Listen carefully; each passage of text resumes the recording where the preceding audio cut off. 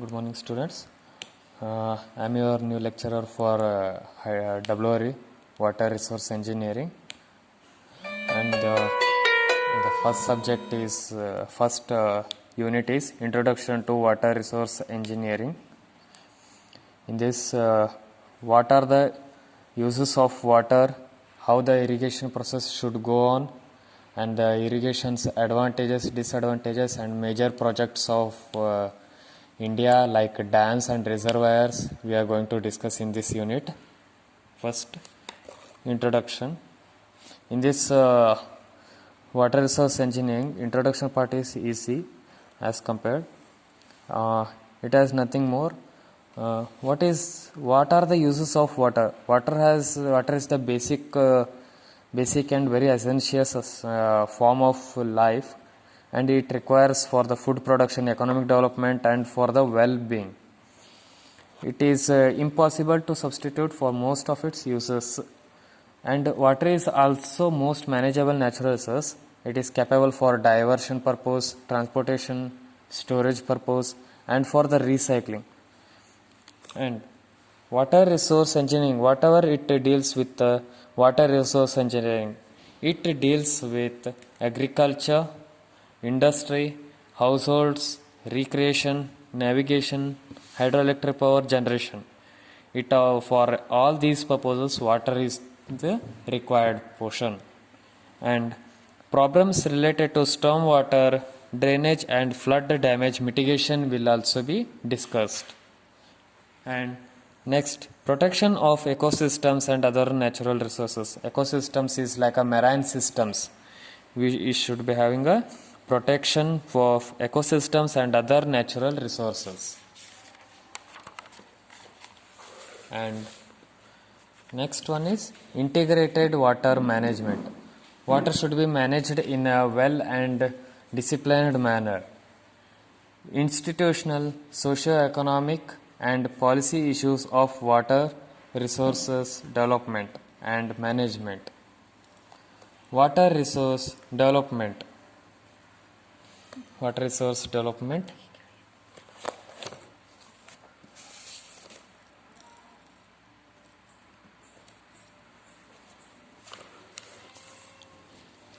So, water resource development. How the water should be developed, we will discuss in it. India is very rich in water resources, as it is having great rivers in India and vast of alluvial basins to hold groundwater. However, it may vary from region to region, but we are having a rich in water resources, India. And this all is okay. And now it also meets area to meet the increasing demands of irrigation, water harvesting, human and livestock consumption, expanding industry, hydroelectric power generation, recreation, navigation, and other uses. As we discussed in this previous introduction, it will all come in a water resource development. So then the water resource development projects are planned to serve the following purposes. What are the purposes the water development program is served? First one is for irrigation purposes. For irrigation purposes, what was the main objective was agricultural production. For agricultural production, we required dams and reservoirs, wells, canals, pumps, and pumping plants. These all are we required. And the second one is domestic and industrial water supply. For this, objective is provision of water for domestic, industrial, commercial, municipal, and other use. For domestic, it is for daily uses, and industrial purposes means for the commercial shops or for the commercial buildings, the water required comes of industrial water supply. And next, third one, flood control. Its main objective is prevention or reduction of flood damage and protection of economic development, conservation, storage, river regulation, recharging of groundwater, water supply, development of power, protection of life.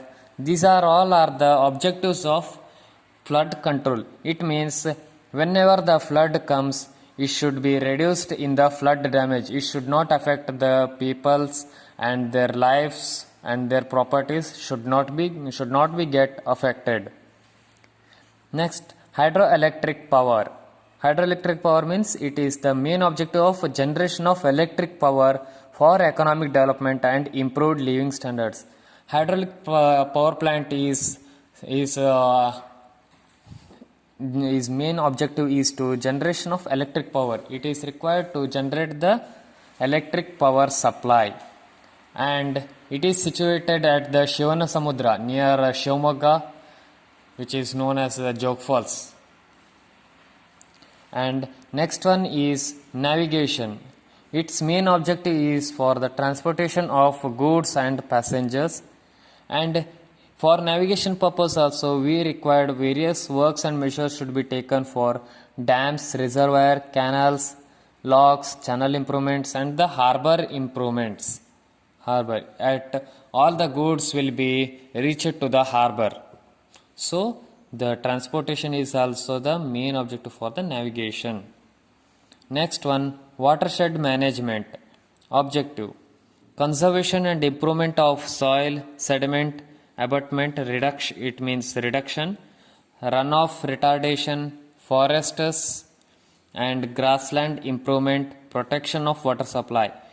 For forests and grassland improvement, watershed is the main objective, because the water which the plants or which the trees gets, it will be grown in a more and more, and it is very helpful for the watershed management and for the growing of the forestry region. Next one is seventh one, recreational use of water. Its objective is increased well-being and health of people. It means for well-being like gardens and for some other recreational places, gardens or some outing places, issue for their purposes also, on that places also we require some use of water. Fish and wildlife. Eighth one is fish and wildlife. For fishery purposes, the water is also main habitat and useful for the fishermen and for the fishes, for the supply. Next, ninth one, drainage. Its objective is agricultural production, urban development and protection of public health. Drainage means in the urban areas, the drainage facility should be well and proper manner, as the water should be go to the drainage purposes should be in a well planned and the systematic manner. Sediment control. Objective is to reduction or control of silt load in streams, protection of reservoirs. Silt means it is finer particles of a clay. Silt means finer particles of a clay. It should not come with the water, whatever we drink or whatever for the domestic use. It should not be mixed with the water purposes, and it should be get reduced or it should control. And next, 11th one is salinity control. Salinity control. Its main objective is abatement or prevention of saltwater contamination of agriculture, industrial and municipal water supplies.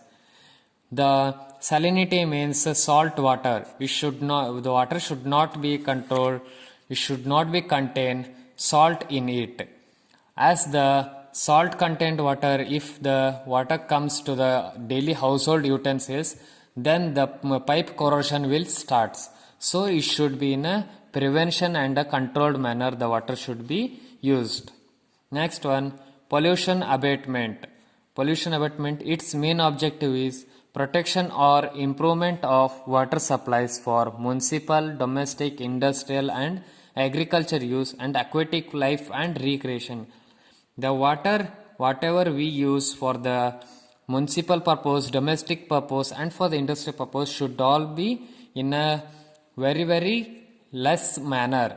It should not, the water should not be getted polluted. If the water content polluted, then it will not good for the human beings and for the aquatic life. And 13th one is artificial precipitation. Its objective is control of precipitation within meteorological limits.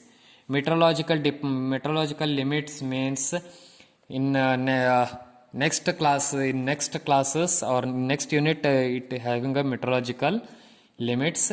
In that we will discuss about it. Control of precipitation means whatever the rain comes. Rain means it is of a precipitation. It is also known as a precipitation. Whatever the precipitation comes, it should be having of a controlled way of manner. It should not be in a it should not get a very runoff. Surface runoff should not be high, and the groundwater recharging should be made. And next one we will discuss world water resources. It is the main concept.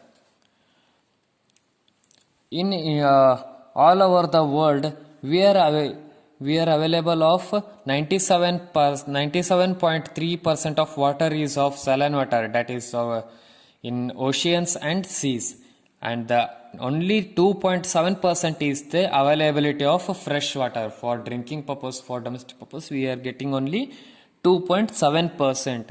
Rest all is 97.3% is of saline water, which is in the oceans and seas. In this 2.7%, whatever we are getting is polar ice caps is of 77.2%, and the groundwater and soil moisture is of 22.4%, which is getting groundwater and the surface runoff. Lakes, swamp and reservoirs is having of 0.35%.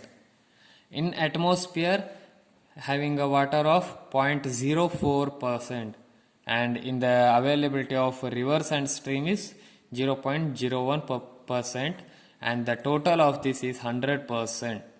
Fresh water we are getting only this much. Only the major part will be of polar ice caps, which is having in the Himalaya regions is of 77.2%. And next, the water resources of India. In India, with a geographical area, we are having a 329 million hectares is blessed with large river basins, which has been divided into 12 major and 48 medium river basins. 12 major river basins and 48 medium river basins comprising 252.8 million hectares and 24.9 million hectares of total catchment area. We are having a total catchment area of only 252.8 million hectares and 24.9 million hectares.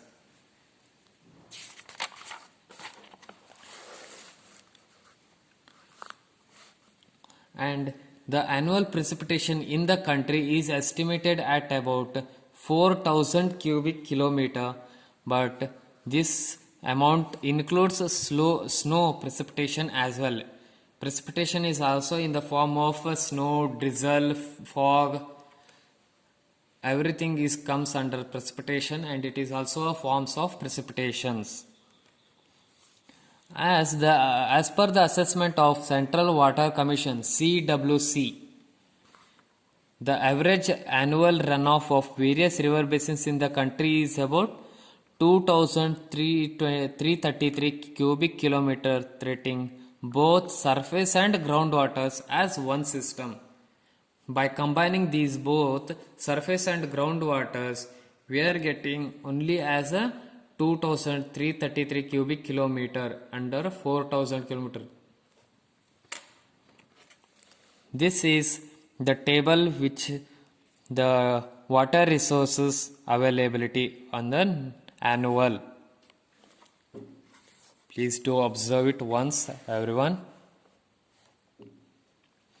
Indus, Ganga, Brahmaputra, Godavari, River, Krishna, Kaveri, Pennar, Mahanadi, Brahmani, Subarnarekha, Sabarmati, Mahi, Narmada, Tapi, these all.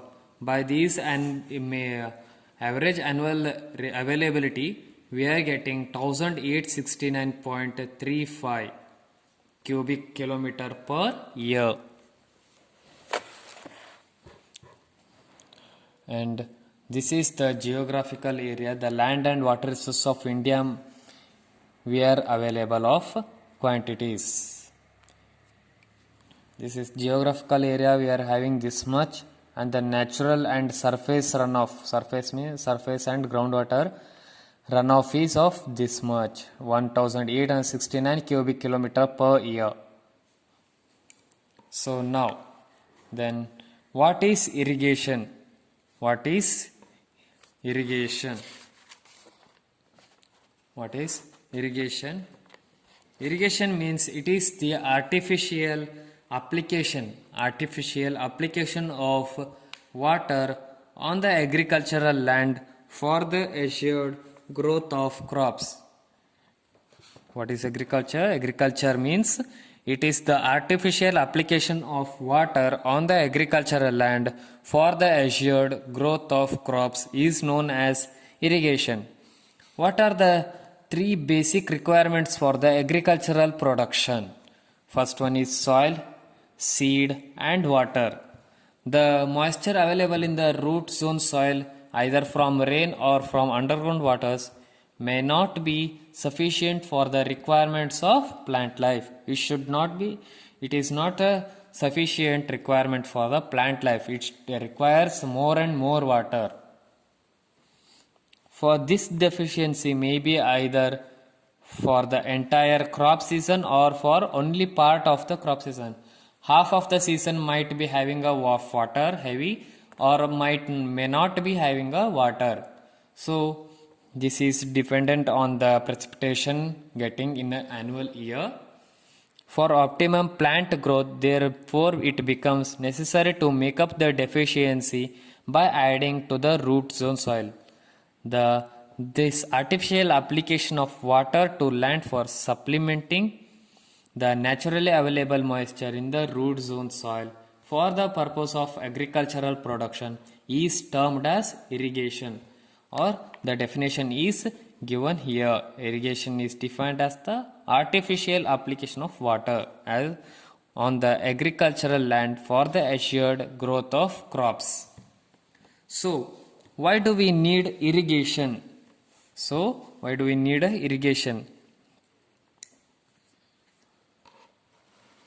When rainfall in the region is insufficient and unreliable, when the rainfall doesn't happen or doesn't come, then the crops grown by the farmers will be of no use. So in that purposes we required, when rainfall in the region is insufficient and reliable, we need a irrigation purpose of sprinkler irrigation or drip irrigation will be done. When the rainfall in the region is not distributed throughout the crop period or year, when the rainfall in the region is not distributed throughout the crop period or year, when some of the dams doesn't release the water for the irrigation purpose or for the agricultural purpose, then the crops will not get acquired water. In dry or semi-dried regions, that is places where cultivation is impossible without irrigation, in that purpose also we need a irrigation. So now, what are the advantages of irrigation? First one, it helps in increasing the food production by assured and increased crop yield. It helps in the increasing of food production by growing the crops. Irrigation, it helps in making the country self-sufficient in food production. Second point, it helps to raise those crops which cannot be grown only on water. Some of the crops cannot grow only by the water. It required some of the chemicals which will be sprinkled on it, and by getting artificial water by providing it required by these applying. With the help of irrigation, mixed cropping may be eliminated. With the help of irrigation, mixed cropping may be eliminated and single superior crop may be grown to get the maximum benefits. Then it is possible to grow more than one crop in a year with the help of irrigation. By the irrigation, we can grow more than one crop we can grow by the availability of water. These are some of the advantages of irrigation. Go through it. I will send the notes. And disadvantages of irrigation. What are the disadvantages of irrigation? Over irrigation leads to waterlogging and thus results in reduced crop yields. Over irrigation, if the crop required less amount of water, if we provide it more water, then the crop grown will be of waste. So the water should be in a reduced manner and it should be in a controlled manner. Second point, if the waterlogging unchecked in its initial stage, the land gets salt affected and it is impossible to raise any crop on such land. In the initial stage, if the water should not be if the water is not checked in a regular manner, then the land gets salt affected and it is impossible to raise any crop on such land. And these are the disadvantages of irrigation. Go through it. And these are the water resource projects of India. Nagarjuna Sagara project, which is in Andhra Pradesh, Bakra Nangal project, Damodar Valley project, Gandak project, Godavari barrage project, Hirakud project, Mahanadi Delta project, which is in Orissa, Kangasabati project, West Bengal, Mayura Rakshi project, which is in West Bengal. These are the water resource projects of India. And here we will see the water resource projects of Karnataka: Tungabhadra project, Bhadra project, Upper Krishna, Malaprabha and Ghataprabha, which are the water resource projects of Karnataka. And some of the multi-purpose river valley projects are Damodar Valley project, which is used by the two states, that is Jharkhand and West Bengal. Bakra Nangal project,